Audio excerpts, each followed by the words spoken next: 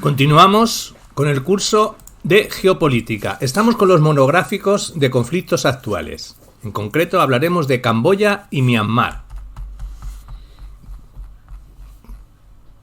Introducción. La gran mayoría de las graves violaciones a los derechos humanos que se han manifestado en la historia de la humanidad se han quedado en la más completa impunidad para los sujetos responsables y en el olvido por parte de las autoridades estatales de los países en que han sido cometidas. Sin embargo, la idea de una posible respuesta internacional, como la lucha en contra de actos que violan los derechos humanos básicos, se puede encontrar ya en la mitad del siglo XIX, cuando se abrió la cuestión ligada a la esclavitud. En un estudio hecho por la historiadora Jenny Martínez, se ha demostrado cómo muchos estados han dado un gran impulso a la creación de una justicia que podemos llamar transnacional. El primer país del que se puede hacer mención es Inglaterra, que tuvo un papel muy importante a la hora de intervenir en las regiones de América Latina y el Caribe, a través de la constitución de tribunales, que hoy serían considerados internacionales para reprimir la conducta de la sumisión a la esclavitud. La época oscura del comercio de los esclavos vio su propio fin gracias a los esfuerzos internos de los países, de los abolicionistas, pero también gracias a los medios predispuestos a nivel internacional para la represión y la abolición de esta tipología de comercio. Entre 1817 y 1871, Inglaterra estipuló tratados bilaterales con España, Portugal, Chile, Uruguay, Argentina y Bolivia, con el objetivo de abolir la trata de esclavos. Martínez muestra que el derecho internacional y en particular los mecanismos judiciales internacionales han sido utilizados como importantes instrumentos para limitar las graves violaciones de los derechos humanos. Se puede constatar que es gracias también a estos instrumentos internacionales, junto a los internos, que los esfuerzos para la abolición de la esclavitud han tenido éxito. Estos últimos pueden ser considerados como los primeros ejemplos de tribunales con funciones y composiciones internacionales en defensa de los derechos humanos. Si tenemos en cuenta lo anterior, podemos ver cómo en el último siglo las amenazas a la paz han sido diversas y con el tiempo han cambiado en su forma y sustancia, hasta llegar a poner en peligro a la comunidad internacional en su conjunto. De hecho, han aparecido nuevas amenazas que se muestran siempre menos ligadas al ámbito monoterritorial y más cercanas a actos que pueden afectar a cualquier país también en tiempo de paz. La creación de la noción de crimen internacional, prevista en algunas convenciones y en unos convenios internacionales, ha sido importante para establecer la base jurídica de un sistema internacional de represión de estos actos. Son crímenes internacionales aquellas actividades criminales que el derecho internacional general, en virtud de una exigencia de represión sentida por la comunidad internacional, impone la consecuencia de la responsabilidad penal en el individuo que actúa.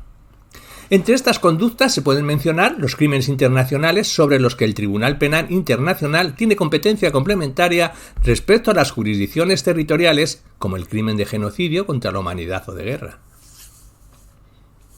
En los últimos años, el debate internacional se ha centrado sobre la posibilidad de ampliar tanto el listado de estos delitos para incluir otras graves violaciones internacionales, como pueden ser los acaparamientos de tierra,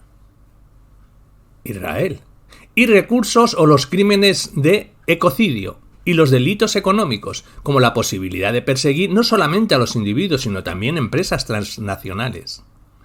El poder que como actores económicos y sociales han adquirido estos entes, afectando al bienestar y al ejercicio de las libertades de millones de individuos, hace necesario, hoy más que nunca, responsabilizarles por las violaciones que se han verificado o que se pudieran verificar en perjuicio de los derechos humanos, ya que en las últimas décadas han estado siempre más involucrados en graves violaciones, participando de forma directa o indirecta en crímenes de lesa humanidad, de genocidio o de guerra. Y en relación al delito de ecocidio, en los últimos años, un llamamiento internacional motivado también a las catastróficas consecuencias del cambio climático está propiciando también que se abran los debates sobre posibles modificaciones del Estatuto de Roma para que el Tribunal Penal Internacional pueda juzgar esos delitos y evitar que futuros casos como el desastre ambiental de Bhopal en la India y el caso Texaco en Ecuador queden impunes. Las empresas transnacionales como nuevos actores internacionales. Las nuevas amenazas a la paz y a la seguridad internacional, que incluyen tanto los conflictos internos como los internacionales, no se pueden entender sin tener en consideración a todos los actores del sistema internacional. Y de entre todos, tienen un destacado papel fundamental las grandes corporaciones internacionales, empresas multinacionales que desarrollan sus actividades de extracción, producción y venta de productos en diferentes países. La premisa de la que partimos es que a falta de una regulación de hard law en la materia que responsabilice a dichos actores por las violaciones a los derechos humanos en las que podría estar involucrados, hay un riesgo muy elevado de impactos negativos y en muchos casos irreversible sobre las comunidades locales y el medio ambiente. En este sentido y de forma sistemática podemos ver cómo en muchos países en vía de desarrollo, entre ellos Camboya y Birmania, a los que concretamente nos vamos a dedicar, las transnacionales están empeorando la calidad de vida de muchas comunidades, afectando sus derechos básicos a la vida, salud y uso de tierras y recursos naturales. En muchas ocasiones hemos enfatizado el problema de la acumulación de poder económico, las complejas estructuras empresariales, el fenómeno de las puertas giratorias entre el sector financiero, los poderes estatales y el sector privado, la desregularización en el ámbito supranacional en el tema de los negocios y los derechos humanos, pero son solo algunas de las razones que han permitido que las actuaciones de las transnacionales queden en la total impunidad, aunque se trate de actividades en violación de derechos humanos básicos o que afecten a la humanidad, es un conjunto. Las distorsiones respecto del sistema democrático y por extensión las que causan una gobernanza mundial centrada prioritariamente en los intereses de los grandes operadores económicos se traducen, sin duda, además en un aumento exponencial de la desigualdad en otras graves afectaciones de los derechos humanos. Así, por ejemplo, se abren las vías para elegir gobernantes dispuestos, entre otras cosas, a desmontar muy estudiadamente las normativas de protección del medio ambiente, dando acceso a vastos territorios y procesos de especulación y expolio intensivo, con absoluto desprecio al impacto sobre las poblaciones locales y al equilibrio del planeta. Y del mismo modo, el que estas interferencias se proyecten sobre el necesario control de las actividades de las empresas, sobre todo respecto a las que tienen un carácter extraterritorial, y se vehiculan a través de complejas estructuras societarias, que da lugar a amargos frutos de gruesas violaciones de derechos humanos, incluso crímenes contra la humanidad, en una atmósfera general de impunidad, que se ceba especialmente en los defensores de los citados derechos. Las empresas transnacionales resultan claves en el proceso de desarrollo de los países, pero lamentablemente el estado actual, las normas existentes a nivel regional, internacional y estatal y los sistemas internos de gestión, en particular de su cadena de suministro, no han logrado prevenir graves ilícitos internacionales sobre los derechos humanos, laborales y el medio ambiente, reducir los impactos y reparar a las víctimas. Nadie puede dudar del poder económico de las grandes corporaciones, siendo además notorio el hecho de que dichos entes pueden incidir directamente en las políticas de los países y en los procesos de regulación nacionales e internacionales. La Fundación Global Justice Now, en el año 2017, publicó un listado de las empresas multinacionales de mayor entidad del planeta que ponen de relieve el poder de control y de orden económico que algunas empresas ejercen sobre los países. El ranking identifica a 69 grandes corporaciones, de entre ellas toma las 10 compañías de mayor relieve y cruza su facturación, revenues, con el Producto Interior Bruto de los países. El valor combinado de estas 10 multinacionales es comparable al Producto Interior Bruto de los 180 países más pequeños del planeta, un grupo que incluye a Irlanda, Indonesia, Israel, Colombia, Grecia, Sudáfrica y Vietnam, por citar a los más relevantes. Parte del problema es debido a la naturaleza del sistema internacional, pero también al hecho de poder o no considerar a las empresas como actores, en el sentido jurídico, de las relaciones internacionales. El hecho de reconocer o no a las empresas como sujetos del derecho internacional público conlleva numerosas consecuencias también en términos de responsabilidades internacionales en los casos de violación de las normas creadas por la comunidad internacional en defensa de los intereses superiores de esta última. Esto incluirá la responsabilidad por falta de control o mala gestión de las estructuras empresariales con las que operan en los diferentes países, como pueden ser las cadenas de suministros globales. Paso este último que no solamente útil para luchar contra la impunidad de graves violaciones a los derechos humanos y al medio ambiente, sino necesario para garantizar el acceso a la justicia de las víctimas que en un mundo globalizado se ven afectadas por las actividades de los actores privados. Como explican los profesores Aymerich y García Cívico, una de las últimas claves en la evolución de los derechos humanos es el reconocimiento del creciente papel de los actores privados, tanto en lo que respecta al trabajo de promoción como en el lamentable apartado de las violaciones de derechos. Lo ha sido tradicionalmente en sectores vinculados con la energía, en especial la extracción de gas y petróleo, y ahora incluso en sectores tan estratégicos como la supervivencia humana como el alimentario. Por tanto, para enfrentarnos a las nuevas amenazas sobre la seguridad y la paz global, la superación de la doctrina clásica estadocéntrica de las relaciones internacionales por sí sola no es suficiente. El derecho internacional tiene que colmar el ángulo muerto que permite a las grandes corporaciones cometer graves ilícitos internacionales impunemente, reconociendo a los actores privados como sujetos plenos y no limitados, pudiendo, por tanto, participar en el desarrollo sostenible de las comunidades, si trabajan y gestionan sus cadenas de forma sostenible y someterlos a las normas internacionales de protección de los derechos humanos y persecución y sanción de las graves violaciones a los derechos fundamentales y a los mecanismos internacionales creados para enjuiciar a los responsables. Acaparamiento de tierras y recursos. La nueva Agenda 2030 de las Naciones Unidas sobre el desarrollo sostenible de las sociedades enfatiza el papel de las empresas transnacionales como actores de primer orden, que al mismo tiempo pueden interferir o imposibilitar su consecución si no trabajan de forma sostenible. Una problemática conectada a los ilícitos empresariales, en particular en los continentes asiático y africano, es la relativa a los acaparamientos de tierra, fenómeno conocido con la expresión inglesa de land grabbing o land rage, que afecta a las comunidades locales.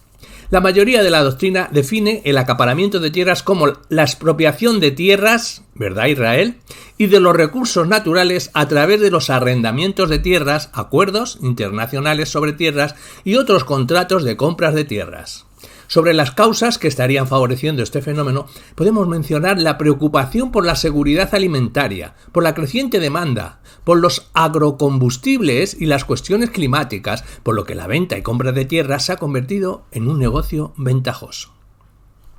Ahora bien, la falta de transparencia en las negociaciones y la falta de control sobre las actividades de los estados, empresas, que compran las tierras, están contribuyendo a la comisión de importantes abusos sobre las comunidades locales.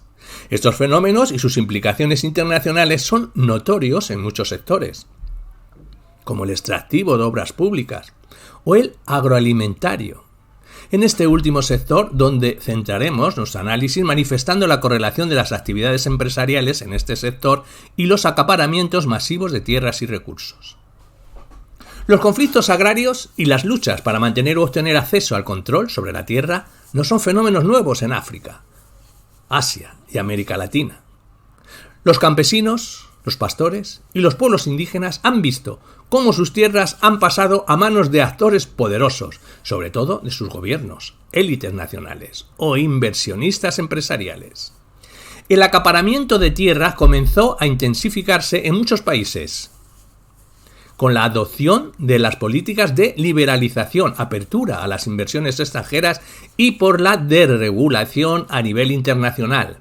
De hecho, en los últimos años asistimos a acaparamientos masivos de tierras en países como Birmania o Camboya, destinados a la producción agrícola por parte de inversionistas públicos o privados.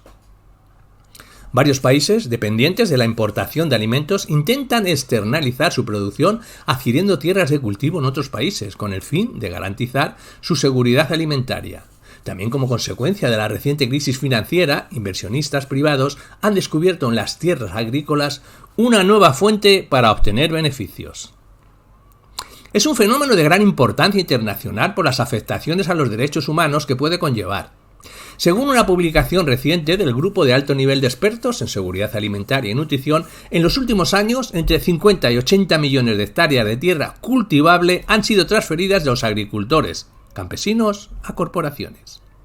Los acaparamientos de tierra en el sector agroalimentario causan violaciones a los derechos fundamentales de las comunidades locales donde se desarrollan las actividades empresariales.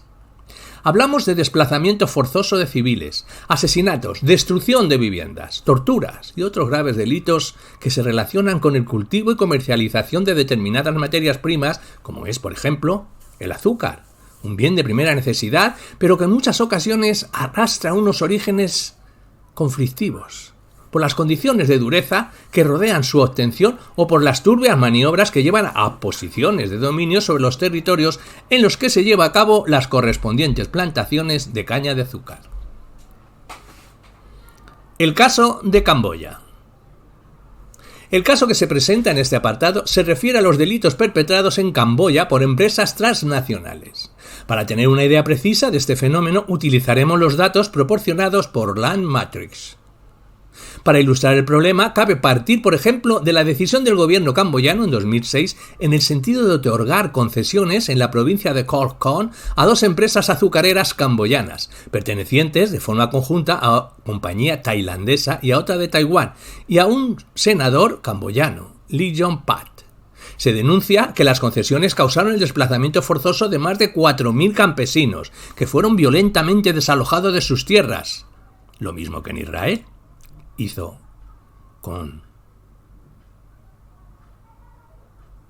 desalojado de sus tierras, sin haber sido consultados de forma previa.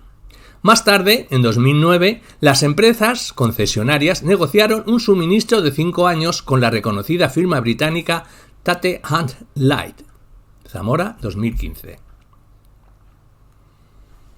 En un informe del año 2017, preparado por la Community Newcore in Action, la CNA, Ponloch Kain Grain, Cambodia Indigenous Youth Association, CILA, y la Asia Indigenous People, PAT-HIP, se exponen las graves consecuencias que para las comunidades indígenas en la provincia de Pearl Viejer han tenido los acaparamientos de esta tierra, y se evidencia cómo 5 subsidiarias de una única empresa estatal china, Enfu Group Sugar Industry, obtuvieron concesiones económicas de tierras que cubrían más de 40.000 hectáreas solo en el año 2011. En este trabajo se revela también cómo estas compañías, en particular las de la industria de caña de azúcar, atraídas por el gobierno camboyano, son políticas de inversiones liberatorias y han estado violando los derechos humanos de las comunidades y destruyendo el medio ambiente. Hay que hacer mención especial a que en Camboya el programa de intercambios comerciales, el Evergreen Bat Har, que la Unión Europea aplica desde 2001 sobre los regímenes comerciales, preferencias que la Unión Europea aplica a los países en desarrollo, ha contribuido a la comisión de estos delitos, dejando sin tierra a miles de familias. A lo largo de los últimos 10 años, las comunidades afectadas en Pearl Viejer se han involucradas en una resistencia sostenida de la destrucción de sus medios de vida y cultura, y han denunciado los acaparamientos de tierras y de recursos, pidiendo que se cancelen las concesiones y se les devuelvan las tierras. Uno de los casos más conocidos ha sido el de Stray Humber, donde los agricultores desposeídos han plantado cara a la empresa tailandesa. En clave judicial, los campesinos han emprendido acciones en Camboya y en el Reino Unido, sede de una de las empresas transnacionales que participaron en los acaparamientos de tierras. La historia se repite. También el Tribunal Penal Internacional competente para conocer los delitos más graves de interés internacional, a través de un documento emitido a mediados de septiembre de 2016 y después de denuncias presentadas por campesinos, anunció que dará una especial consideración a la comisión de crímenes de lesa humanidad y de genocidio cuando se realicen a través de o produzcan el resultado de acaparamiento de tierras y de recursos naturales, cometidos también por empresas transnacionales. Ahora bien, para lograr que el Tribunal Penal Internacional interviniera en los casos relacionados a los acaparamientos de tierra y recursos, se tendría que modificar Rationale Personae, el estatuto del tribunal, ampliando la persecución de las actividades ilícitas perpetradas por las personas jurídicas, y Rationale Materiae, incluyendo, entre otros asuntos, el crimen de ecocidio y el de acaparamiento de tierras.